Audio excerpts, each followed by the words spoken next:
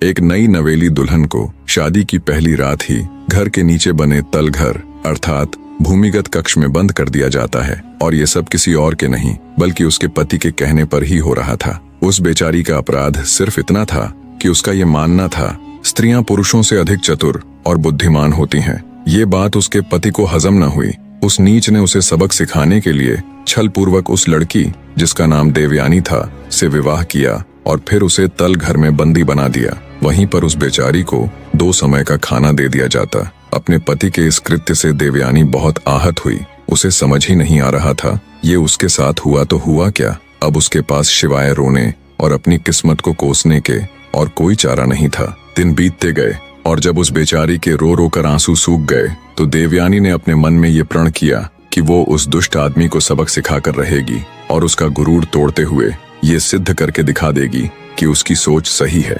ऐसे ही दिन बीतने लगे। उसने अपने पति को सबक सिखाने के लिए एक योजना बनाई और योजना अनुसार एक दिन उसने खाना देने के लिए आने वाली दासी को किसी तरह राजी कर लिया और उसे एक पत्र देते हुए उस पत्र को उसके पिता के पास पहुंचाने के लिए कहा। दासी ने उसके कहे अनुसार वो पत्र उसके पिता के पास पहुंचा दिया। जब वो पत्र उसके पिता ने पढ़ा तो उसकी आंखें फटी रह गईं, क्योंकि उसका पिता बहुत बार अपनी बेटी की ससुराल उससे मिलने उसका हालचाल पूछने के लिए जा चुका था, पर हर बार उसके सामने कोई न कोई बहाना बनाकर उसे उसकी बेटी से मिलने नहीं दिया जाता। आज पहली बार था जब उसे अपनी बेटी की इस दुर्दशा के बारे में पता चला। उसकी बेटी ने पत्र में अपने पिता को सख्त हिदायत दी थी कि उसे छुड़ाने की बिल्कुल भी कोशिश न करे और न ही ये बात किसी दूसरे को बताए, क्योंकि इतना सब होते हुए भी वो अपनी ससुराल पक्ष या अपने पति की जरा सी भी बदनामी नहीं करना चाहती थी। लड़की ने पत्र में अपने पिता से आग्रह किया कि वो अपने घर से लेकर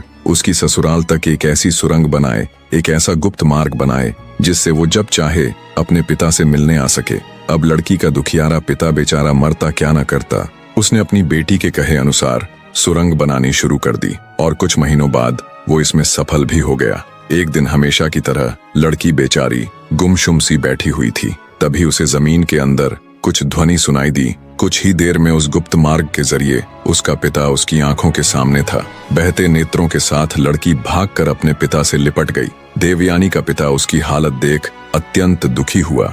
लड़की सुरंग के रास्ते अपने पिता के घर आ गई। अब वो हर रोज उस गुप्त मार्ग से कुछ समय के लिए अपने पिता के घर जाने लगी। जाने कितने दिनों कितने महीनों बाद उसके चेहरे पर मुस्कान लौटी थी और उसने खुली हवा का एहसास किया था। अब बारी थी उसके पति को सबक सिखाने के लिए बनाई गई योजना के दूसरे चरण को शुरू करने की।